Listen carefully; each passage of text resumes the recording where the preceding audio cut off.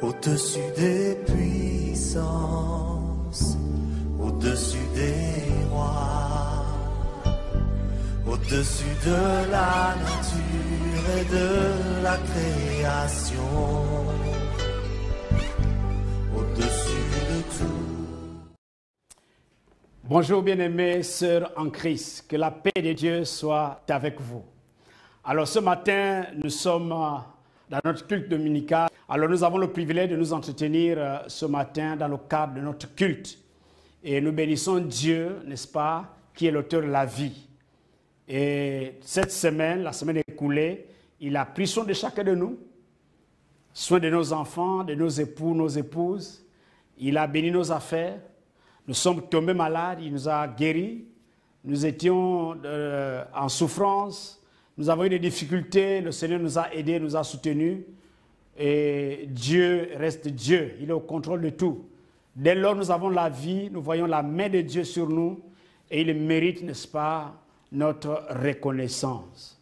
Parce que c'est Dieu qui fait toutes choses selon son bon plaisir. Amen. Nous voulons prier le Seigneur. Père, nous te bénissons pour ce matin. Tu es un Dieu fidèle. Tu es un Dieu bon. Tu n'as pas changé, Seigneur. Tu es celui qui vit à jamais. Et ce matin, je te bénis pour ta parole, Seigneur. Qu'elle produise du fruit en abondance. Que la gloire de Dieu soit répandue. Que la vie de Dieu soit répandue. Que l'Esprit Saint soit manifeste. Père, conduis ces moments comme tu as décidé de faire. Je prie maintenant que l'Esprit de Dieu contrôle tout mon être entier et de toucher les cœurs et de remplir les cœurs de ta présence. Sois béni et glorifié dans le nom de Jésus de Nazareth. Amen. Alléluia. Dieu est la source de toute bénédiction. Alléluia. Dieu est la source de toute bénédiction est le thème de ce matin. Alléluia. Toute bénédiction, sans exception. Alors nous allons lire dans Jacques, le chapitre 5, le verset 17. Ça n'a pas l'air de parler de la bénédiction, mais nous allons comprendre le contexte. Jacques, le chapitre 5, le verset 17. La Bible dit, Élie était un homme de même nature que nous. Il pria avec instance pour qu'il n'ait plus point. Et il ne tomba point de pluie sur la terre pendant 3 ans et 6 mois. Amen. Alors, Dieu est la source de toute bénédiction. Alors, si nous considérons le contexte ici, la Bible dit que Élie était un homme de même nature que nous. C'est-à-dire que Dieu prend le soin de nous faire comprendre que Élie avait la même nature que moi, la même nature que toi. C'était un homme qui avait des douleurs, qui avait des sentiments, voilà, j'ai envie de dire ça comme ça, qui avait tout comme toi, comme moi aujourd'hui. Alors, on précise bien ce qu'il était exactement, que c'était un homme de la même nature que nous. Et dans le chapitre de 1 roi, le verset 17, le premier verset dit, Élie le Tishbite, l'un des habitants de Galade. C'est comme ça qu'on le qualifie. C'est-à-dire qu'on dit, c'est le Tishbite, l'un des habitants de Galade. Donc c'était un homme qui n'était pas peut-être important aux yeux de la société. Il n'était pas sûrement connu, mais on reconnaît que c'était un habitant de Tishbite. Alléluia. Donc, c'était l'un des habitants de Galade. Alors, bien-aimés frères, nous voulons comprendre ici que Élie va prier pour qu'il n'y ait point de pluie dans un contexte particulier. Alors, il y a un roi qu'on appelle Akab. C'est un roi idolâtre. C'est le plus idolâtre roi qu'Israël n'a jamais connu. Alors, ce roi avait décidé d'amener le peuple de Dieu à adorer, n'est-ce pas, Baal. d'adorer les idoles, sinon Baal, et, n'est-ce pas, d'adorer Astarté. Donc, Baal masculin et Astarté sont des dieux féminins. Alors, nous voyons que ce monsieur a mené le peuple de Dieu à adorer d'autres dieux que le Dieu, n'est-ce pas, de ses pères. Et à cela, Dieu va se révéler à un homme appelé Élie. Alors, c'est l'une des punitions que Dieu avait infligées à Israël, ce qu'il ne devait pas avoir de pluie pendant 3 ans et 6 mois, selon la parole de l'Éternel, n'est-ce pas, au travers de l'homme de Dieu, Élie.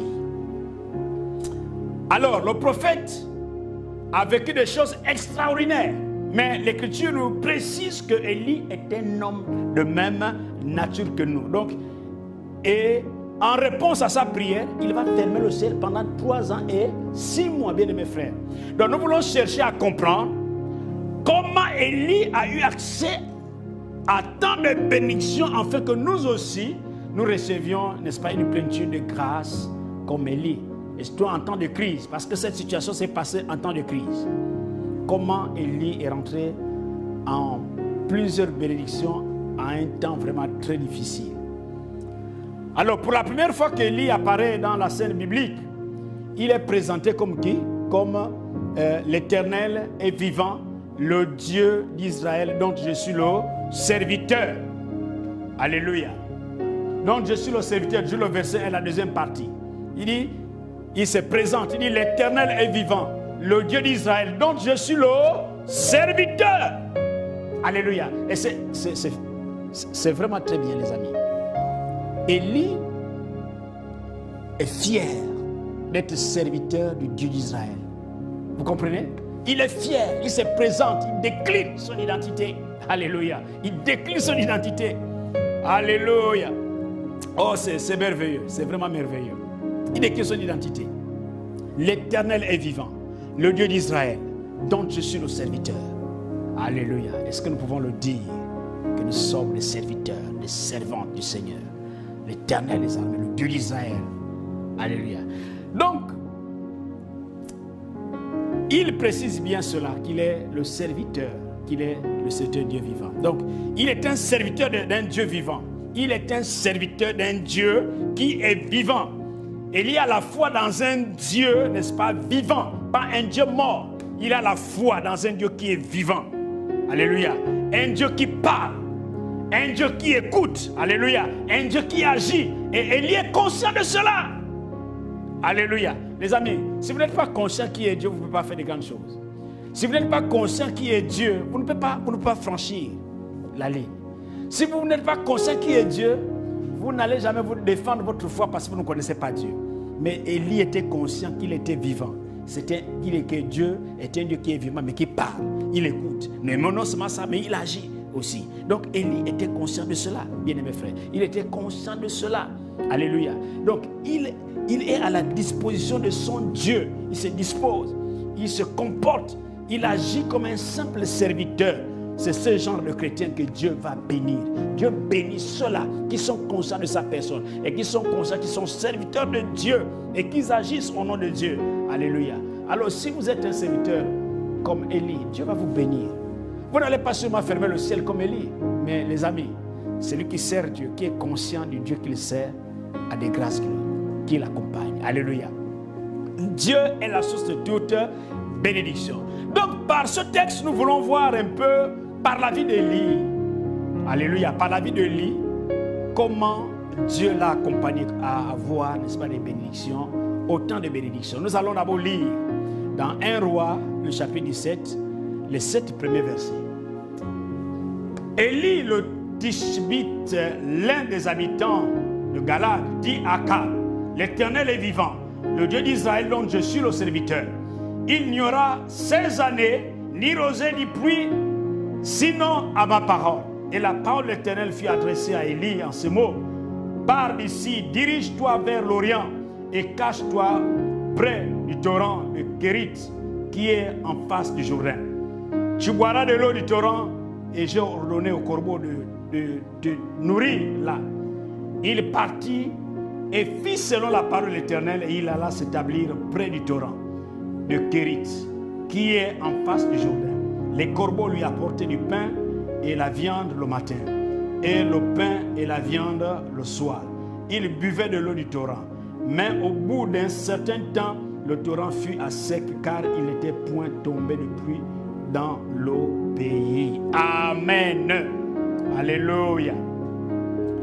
Donc, les amis, dans ce contexte, n'est-ce pas, de crise, qu'est-ce que nous voulons tirer comme bénédiction dans ce chapitre, ces versets? Donc, premièrement, nous voulons comprendre que les bénédictions qui viennent de Dieu ne tarissent jamais. Dites Amen. Dites Amen. Les bénédictions qui viennent de Dieu ne tarissent jamais. Jamais du tout. Les amis, si Dieu bénit un homme, ces bénédictions ne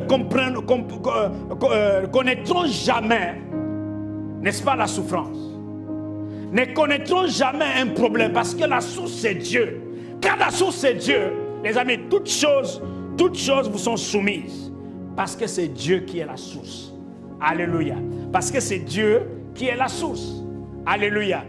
Retenez, les bénédictions qui viennent de Dieu ne tarissent jamais. Alléluia. Dieu bénit toujours ses enfants. Alléluia. Les bénédictions de Dieu ne connaîtront jamais, jamais, jamais la fin. Alléluia. Parce qu'il nous a bénis de toutes sortes de bénédictions dans les lieux célestes en qui? En Christ Jésus. Les amis, si Jésus est en vous, ces bénédictions sont en vous. Donc tant que Christ vivra en vous, vous serez amenés à vivre ces bénédictions. Il dit que vous êtes bénis de toutes sortes de bénédictions dans les lieux célestes en Christ. Alléluia. Christ c'est où? En vous. Et les bénédictions sont où? En Christ. Alléluia. Tant que les bénédictions sont en Christ et Christ en vous, vous êtes aussi bénis. Alléluia. Je me suis dit que vous devez dire Amen. Alléluia. Donc, les bénédictions qui viennent de Dieu ne tarissent jamais. Donc, la première bénédiction personnelle qu'Élie a reçue, c'est d'être nourri en temps de famine. Alléluia. Il y a eu une famine. Il y a eu une famine. Donc, cette crise, cette prière faite par Élie a entraîné une grande crise parce qu'Akab ne voulait pas obéir à Dieu. Et là, Élie a dit 3 ans. C'est-à-dire qu'il a prié pour que le ciel soit fermé. Et cela a été fermé pendant 3 ans et 6 mois. Donc, il y a eu une sécheresse totale sur la terre. Donc, c'est d'être nourri en temps de crise. C'est d'être nourri en temps de famine. Alléluia. Dieu l'envoie au torrent de Kérit. L'eau est fournie par le torrent. Alléluia. Dieu dit à Élie, va là-bas, va là-bas. Adressant ce mot, pars d'ici, dirige-toi vers l'Orient. Cache-toi près du torrent de Kérit, qui est en face du Jourdain. Tu boiras de l'eau du torrent. Alléluia. Tu boiras de l'eau du torrent. L'eau lui est fournie par le torrent. Et Dieu ordonne aussi à qui? Au corbeau de lui apporter du pain et de la viande. 2 fois par jour, mes amis. 2 fois par jour, apporter les corbeaux, les animaux. Voilà pourquoi on dit l'homme. L'homme est créé à l'image de Dieu. C'est-à-dire que tout ce qui est créé sur la terre est aux ordres de l'homme. Allez, même les animaux viennent vous servir. Mais aujourd'hui, ce sont des animaux qui sont devenus des dieux des hommes. Comment c'est possible? Un animal devient ton Dieu. Tu te prosternes devant l'animal. Comment c'est possible? Dieu a ordonné les corbeaux de nourrir son serviteur en temps de famine. Alléluia. Tout est possible à celui qui croit. Tout est possible à celui qui croit. Alléluia. Je me suis dit que vous devez dire Amen. Les amis, en temps de famine, Élie était nourri du pain. Élie était rassasié d'eau. Comme un corbeau va amener de la viande et du pain 2 fois par jour. Alléluia. Oh Seigneur, nous te bénissons. Donc chaque jour, il lève les yeux. Il lève les yeux au ciel. Il lève les yeux au ciel pour attendre l'arrivée du corbeau. Alléluia. Alléluia. Il lève les yeux au ciel pour attendre l'arrivée de la viande et du pain. Il lève les yeux au ciel. Alléluia. Parce que le secours vient de lui. Alléluia. Lève les yeux au ciel, mon frère. C'est lui la providence. Alléluia. Et chaque jour, il baisse la tête. N'est-ce pas, pour regarder quoi? L'eau. Il baisse la tête aussi chaque jour. L'eau qui coule, il baisse la tête, il boit. Oh, c'est paradoxal. C'est vraiment compliqué. Nous allons voir. Alléluia. Il boit. Donc, un bon jour, il y a une grande déception. Qu'est-ce qui se passe? Le torrent va faire quoi? Le torrent fait quoi? Est à sec.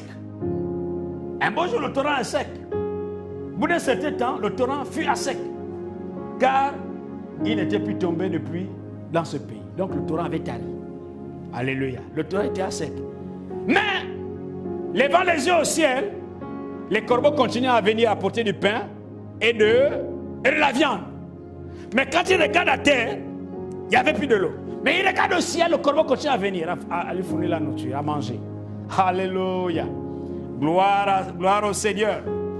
Gloire au Seigneur. Alléluia. Alléluia. Les corbeaux continuent la livraison. Ils ont continué la livraison. Alléluia. Élie a eu une première leçon. Alléluia. La première leçon d'Élie va nous aider à comprendre.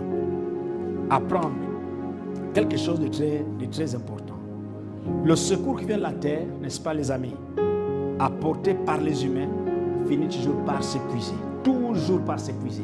Si les hommes vous apportent leur soutien, ils vont commencer un jour, ils vont commencer 2 jours, ils vont commencer 3 jours, ils vont commencer 4 jours. Après, ils vont se lasser, ils vont dire, il n'y a que moi. Ils vont se lasser. Ils vont se lasser. La preuve en est que quand quelqu'un prend un engagement sur vous, il va vous dire, bon, en tout cas, je vais vous soutenir toute cette année-là. Je vais vous soutenir. Il va commencer le premier mois, 2e mois, 3e mois, 4e mois. Ça ne doit plus être à la date normale. C'est après 5 jours. 4e mois, c'est après 10 jours. Après un mois, après, il est lassé, il est fatigué. Il est fatigué. Alléluia.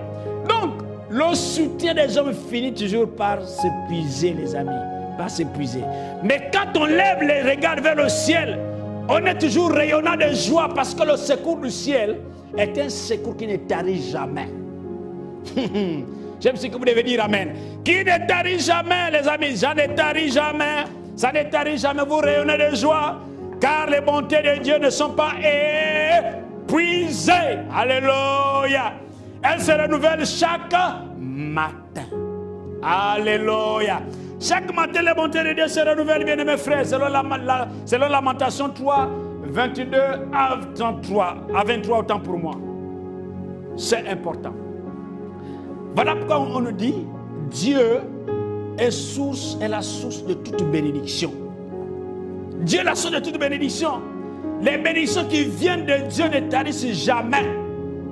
Mais quand ça vient de l'homme, quand ça vient de la terre, ça va tarir. Mais si vous regardez là-bas, au ciel, les bénédictions ne tariront jamais. Ça continue à venir. Pendant que Élie était là, la source, le torrent était déjà sec. Mais le corbeau continue à ravitailler. Alléluia. Les amis, c'est merveilleux. Alléluia. C'est merveilleux de s'attendre à Dieu, mais pas aux hommes. Attendez-vous à Dieu, mais pas aux hommes. Les amis, les gens peuvent tout vous dire. Ils vont vous faire des promesses. Ils vont commencer à agir, mais ils n'iront jamais jusqu'au bout de leurs promesses. Parce qu'ils sont limités. Ce sont des hommes. Mais Dieu n'est pas limité. Alléluia. Dieu n'est pas limité, les amis. Vous savez, parfois on vous méprise. Parce qu'on voit votre physique, vous êtes méprisé. Oh, mais lui là, c'est qui? Mais tant que vous avez Dieu, Dieu confond les mépriseurs. Dieu confond ceux qui vous méprisent. Parce que vous avez Dieu.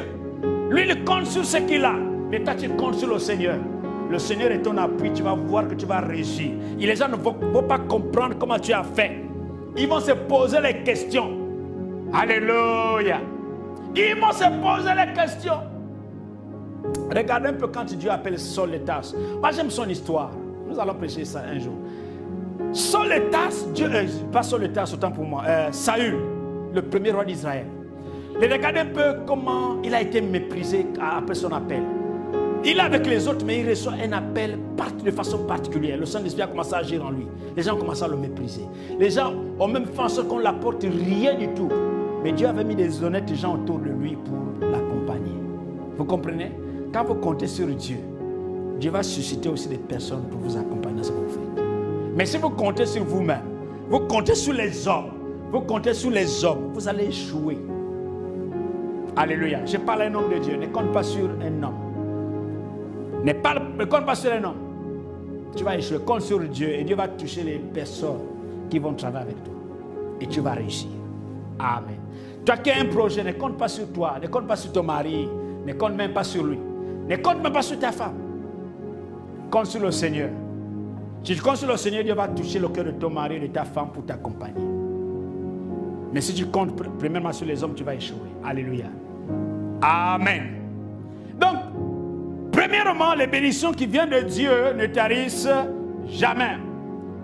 Deuxièmement, les sources de Dieu sont infinies. Alléluia. Les sources de Dieu sont infinies. Et il va être appelé à changer d'endroit. Le corbeau ne viendra plus. Parce que sa mission était terminée. Dieu l'avait stoppé. Alors le corbeau ne reviendra plus lui rendre visite. Mais la bénédiction ne va pas s'arrêter. Alléluia. La bénédiction ne s'arrêtera pas là. La bénédiction va continuer. La bénédiction n'est pas liée, n'est-ce pas, au lieu où vous servez Dieu. Retenez ça, c'est important, les amis. La bénédiction n'est pas liée à un lieu, ni à un moyen particulier. La bénédiction n'est pas liée à un lieu ou à un moyen particulier. Retenez ça. Dieu peut faire venir de loin, là où vous ne vous attendez pas, les amis. Oh là là, je parle à une sœur. Toi, tu es dans l'église, quand tu remarques, tu regardes tous les frères, tu penses que ce sont des jeunes frères et personne ne peut t'épouser parce que la plupart sont des jeunes. Alors à ce niveau, tu limites la bénédiction de Dieu. La bénédiction de Dieu peut venir de loin. Si tu comprends que la bénédiction de Dieu n'est pas liée là où tu sers Dieu, Dieu va te visiter. Alléluia. Je connais l'histoire d'un frère. S'il me suit, il va se reconnaître. Alors c'est un responsable jeune. Il prie dans une église, mais dans sa tournée, dans le cadre de son ministère de jeunes, alors il arrive dans une petite église que chez nous on appelle annexe. Et c'est de là-bas, pendant qu'il est en train de donner son information, c'est là-bas qu'il va trouver son âme sœur. Vous comprenez? Il quitte de la grande église là où il est, mais c'est dans un milieu quoi qu'il est. C'est là qu'il va trouver son âme sœur. Cette sœur sûrement se pose la question, mais ici, qui va me prendre ici? Mais lui, il est arrivé juste pour une mission et il a trouvé sa bénédiction là-bas. Alléluia. La bénédiction n'est pas liée là où vous êtes. N'est pas liée à un endroit. Ça peut venir de partout. Alléluia. Donc, c'est Dieu notre Père qui est la source de toute bénédiction. Dites Amen. C'est Dieu qui est la source de toute bénédiction. Philippiens 4, 19 dit ceci. Et mon Dieu pourvoira à tous vos besoins selon la richesse avec gloire en Jésus-Christ. Dites Amen. Alléluia. Et mon Dieu pourvoira à tous vos besoins selon la richesse avec gloire en Jésus-Christ. Philippiens 4, 19. Amen. Donc vos besoins matériels, affectifs, spirituels, personnels, la source c'est Dieu. Alléluia. La source c'est Dieu lui-même qui a la réserve. C'est lui-même qui a la réserve de toutes sortes de bénédictions. C'est lui-même qui a la réserve, bien-aimés frères. Toutes sortes de grâces. Tout ce dont nous avons besoin vient de Dieu. Alléluia. Paul par ailleurs déclare que nous avons tout pleinement en Christ. Alléluia. Il faut souligner en Christ, en Jésus-Christ. En Jésus-Christ. La source de toute grâce est à la croix du calvaire. Alléluia. C'est par son sacrifice que Jésus a fait quoi? C'est par son sacrifice que Jésus a payé d'avance. D'avance. Il a payé d'avance tous les bienfaits de Dieu. Alléluia. Donc, nous rentrons tout simplement. Donc, nous rentrons seulement et nous prenons possession. Nous rentrons seulement parce que c'est déjà payé. Ça dit que tu as le bon, voilà. On t'a déjà donné un bon d'achat. Donc tu vas seulement, tu récupères, tu as déjà le bon d'achat, tu récupères et tu rentres chez toi. Alléluia. Est-ce que quelqu'un me saisit? Alléluia. Alléluia. C'est important. Alléluia. Donc Jésus a précisé que le Père va nous accorder ce que nous lui demandons à son nom. Alléluia. Au nom de Jésus, si nous demandons quelque chose au nom de Jésus, le Père nous accorde cela. Alléluia. Il l'a dit, Jésus ne ment pas, il l'a dit. Donc n'oublions jamais de le préciser dans nos prières et de remercier le donateur suprême. Vous savez, c'est rare que nous puissions être reconnaissants à Dieu. Vous savez, pour ne pas dire même aux hommes, parce que généralement, Dieu utilise parfois les hommes pour nous bénir. Mais on ne sait pas dire merci. Ce qui me touche dans l'histoire de l'Action de grâce, c'est que même Jésus voulait que les lépreux qu'il avait guéris lui rendent gloire. Lui disent au moins merci. Il est surpris. Un seul, il guérit 12. Quand ils vont, l'autre a constaté que, oh, mais je suis guéri. Il a fait demi-tour. Il est reparti. Jésus dit, mais attends, où sont les 9 autres? Et ils sont partis, ils ont oublié Jésus. Alléluia. Donc, Jésus, la source, n'est-ce pas, de notre... Les sources de Dieu sont infinies. C'est infini. Alléluia. C'est infini, retenons ça. Donc, une bénédiction, n'est-ce pas, les bénédictions qui viennent de Dieu ne tarissent jamais. Les sources de Dieu sont infinies. Et toi, les moyens de la bénédiction de Dieu sont variés. Alléluia. C'est pas stagné. Sont variés. 1 Roi 17, 8 à 16. Alors la parole de l'Éternel lui fut adressée en ces mots. Lève-toi, va à Sérepta, autant pour moi, qui appartient à Sidon, et demeure là. Voici, j'ai ordonné à une femme veuve de te nourrir. Il se leva et alla à Sérepta. Comme il arrivait à l'entrée de la ville, voici, il y avait là une femme veuve qui ramassait du bois. Il l'appela et dit, va me chercher, je te prie, un peu de l'eau dans un vase, afin que je boive. Et elle alla en chercher. Il l'appela de nouveau et dit, apporte-moi, je te prie, un morceau de pain dans ta main. Et elle répondit, l'Éternel ton Dieu est vivant. Je n'ai rien de cuit, je n'ai qu'une poignée de farine, car un pot, autant pour moi, un pot et un peu d'huile dans une cruche. Et voici, je ramasse 2 morceaux de bois. Puis je rentrerai et je préparerai cela pour moi et pour mon fils. Nous mangerons et après quoi nous mourrons. Et lui dit, ne crains point, rentre, fais comme tu as dit. Seulement prépare-moi d'abord avec cela un peu de gâteau et tu m'apporteras. Tu en feras ensuite pour toi et pour ton fils. Car ainsi par l'Éternel, le Dieu d'Israël, la farine qui est dans le pot ne manquera point et l'huile qui est dans la cruche ne diminuera point jusqu'au jour où l'Éternel fera tomber la pluie sur la face du sol. Et elle alla et elle fit selon la parole d'Élie, et pendant longtemps elle eut quoi manger, elle et sa famille aussi, bien qu'Élie. La farine qui était dans le pot ne manqua point, et l'huile qui était dans la cruche ne diminua point, selon la parole de l'Éternel l'avait prononcée par Élie. Amen. Les moyens de la bénédiction de Dieu sont variés. Alors nous voyons, Élie commence par le torrent et le corbeau. Alors, le torrent va sécher et Élie se déporte à un autre endroit. Et là, il est en face de lui une femme veuve. On ne dit même pas son nom, ça dit qu'elle était sans importance pour les hommes. Comment une femme pauvre, une pauvre femme, va prendre soin des hommes de Dieu? Déjà, elle avait du mal à vivre avec son fils. Il est resté un peu de farine, un peu d'huile, donc il restait qu'il mange et puis il devait mourir tout simplement. Mais Élie va demander à ce qu'il soit servi en premier. Il devait être le premier à être servi. Les amis, de vous et moi aujourd'hui, tu dis ça à une pauvre. Dis non, moi je vais d'abord être servi, tu me donnes d'abord à moi. Maintenant tu verras l'affaire de ton enfant et toi après moi. Ça va te compliquer, hein? Ça va te compliquer. Mais cette femme a obéi selon la parole de l'Éternel. Alléluia. Donc Dieu se servit d'abord. Retenons que Dieu se servit, n'est-ce pas, des corbeaux pendant un temps. Et Dieu va changer de moyen. va à Sarepta. J'ai ordonné à une femme veuve de te nourrir. Donc il s'agit d'une femme inconnue. Donc nous ne savons toujours pas son nom, on ne connaît pas. C'est une étrangère. Et de plus, elle est très pauvre. Vous comprenez ça? Oh là là. Dans une situation de crise. Dans une situation de crise, ça veut dire que Dieu utilise tout le monde. C'est-à-dire que tout le monde a sa part dans une situation de crise. Que tu sois riche, que tu sois pauvre, que tu sois petit, que tu sois grand, tout le monde a une contribution à faire. Alléluia. Alléluia.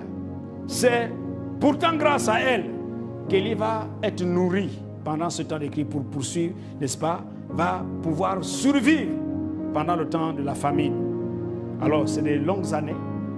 C'est de longues années, mais Élie était nourri par cette femme qui avait tout simplement un peu de farine, un peu d'eau. Donc, Dieu varie les moyens pour que nous nous y attendons uniquement à lui. Alléluia. Dieu varie, Dieu n'est pas figé. Dieu n'est pas figé par un moyen de bénir quelqu'un. Ne pensons pas que Dieu va nous bénir comme ça. Non, Dieu a plusieurs manières de bénir les gens. Mais parfois, on n'y prend pas garde. Dieu a plusieurs manières. Et ce qui a causé le problème avec le général Naaman. Naaman était figé de la manière dont il devait être guéri. Comme c'était un grand général, il s'est dit, l'homme de Dieu va m'imposer les mains et je vais être pur. Mais l'homme de Dieu change la méthode d'être guéri. Il va se te laver cette fois aujourd'hui, tu seras guéri. Oh là là, il n'a pas compris. Il n'a pas compris. Souvent nous sommes figés. Alléluia. Nous sommes figés. Non, Dieu a plusieurs moyens pour nous amener à ce que nous puissions nous attendre à lui. Alléluia. Donc Dieu veut nous bénir pour qu'avant tout nous puissions nous attacher, n'est-ce pas, au donateur qui est lui-même. Donc la bénédiction de Dieu, quand ça vient, c'est pour que nous puissions nous attacher. Dieu ne peut pas, les amis, j'ai un problème avec certains de nous, les frères, les sœurs qui sont promus. Comment pendant que tu es là à l'église à prier, tu as prié et tu as été promu, et après tu fuis l'église? Ou bien tu es venu pendant le chômage, on a prié pour toi, tu as le travail, après tu dis non, l'église, le travail, non les amis, le travail n'est pas une malédiction, le travail est une bénédiction. Si Dieu t'a élevé, Dieu t'a béni, sers Dieu avec ce travail. Alléluia. C'est important, attachons-nous à Dieu, quelle que soit la dimension de la bénédiction, mais restons attachés à Dieu. Alléluia. Jésus a précisé que le Père, n'est-ce pas, va vous accorder ce que nous lui demandons au nom de Jésus. Donc nous nous attachons à ça, c'est important. Nous nous attachons à ces bénédictions que Dieu nous donne. Amen. Amen. Amen. Amen. Amen. Amen. Amen. Amen. Alléluia. Amen. Amen. Amen. Amen. C'est important. Donc Dieu veut produire, n'est-ce pas, dans nos cœurs un cœur reconnaissant. Dieu veut que nous soyons reconnaissants vis-à-vis de lui. Voilà pourquoi il dit, voilà pourquoi il donne les moyens, n'est-ce pas, de la bénédiction. Elles sont variées. Là-bas, il était nourri par, n'est-ce pas, le Torah, rafraîchi par le Torah, vu par le corbeau. Et là, c'est maintenant une femme veuve qui va maintenant prendre soin de l'homme de Dieu dans un temps de crise. Alors, quelle est ta position en temps de crise? Quelle est ton implication en temps de crise? C'est important de comprendre cela. N'oubliez pas une chose, Dieu est la source de toute bénédiction. Tout vient de Dieu. Aucune bénédiction ne vient pas de Dieu. Si vous êtes parti falsifier les bénédictions, ça va vous rattraper. Voilà pourquoi les gens ne dorment pas. Alors il a sacrifié l'enfant, bien la femme. Il ne peut pas dormir la nuit parce qu'il est traumatisé. Il a tué la voiture, mais il n'est pas à l'aise. Il ne dort pas. Et toi, tu as reçu ta bénédiction de Dieu, tu dors tranquille, tu n'as des comptes à rendre à personne. Pourquoi les gens les a baissés? Pourquoi les gens tombent après quand on les enlève des postes? Ils tombent. Parce qu'il n'y a aucun secours. Donc pour lui, sa vie, il veut s'accrocher là-bas. Pourquoi les gens sont prêts à tout? Aller raconter les marabouts parce qu'il veut s'accrocher là. Mais quelqu'un a la paix de Dieu dépasse que toutes ces choses. Donc si vous avez la paix de Dieu en vous, vous êtes plus que tout ce monde-là. Amen. Alléluia. Donc nous voulons retenir cela, c'est très important pour nous. Dieu est la source de toute bénédiction. Nous avons vu cela. Alléluia. Donc les bénédictions qui viennent de Dieu ne tarissent jamais. Les ressources de Dieu sont infinies. Alléluia. Donc c'est déjà quelque chose que c'est un acquis pour nous. Et nous avons vu que les moyens de la bénédiction sont variés. Amen. Alors nous voulons prier le Seigneur. Donc nous voulons comprendre cela. Je ne sais pas ce que vous traversez, ce que vous avez présentement.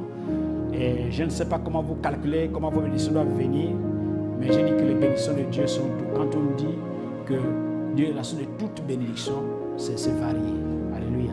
Donc souvent nous attendons parfois bien matériel, mais du fait que tu sois en bonne santé, c'est la bénédiction de Dieu. Tu n'es pas allé, n'est-ce pas, à l'hôpital pendant combien de mois, c'est la bénédiction de Dieu. Alléluia. Donc nous voulons bénir le Seigneur. Seigneur, nous te bénissons pour la grâce que tu accordes à ce peuple qui m'écoute ce matin, afin que toute la puissance, la bénédiction se repose sur chacun, pour que chacun saisisse pleinement que tu es la source de toute bénédiction, Seigneur. Tu es la source de toute bénédiction. Et je prie, Seigneur, que nous puissions comprendre que c'est toi qui fais toutes choses selon ton bon plaisir. Père, c'est un acquis. C'est un acquis, Seigneur. Nous avons acquis du fait que Jésus-Christ vit en nous. Nous avons acquis ces bénédictions. Il nous reste tout simplement à rendre cela visible. Et nous te bénissons, te rendons grâce pour tous ceux qui nous écoutent. Recevez grâce sur grâce. Que la vie de Dieu soit votre partage. Marchez tête haute du fait que vous êtes des enfants de Dieu. Vous êtes des serviteurs, des servantes de Dieu. Restez bénis au nom de Jésus. Amen.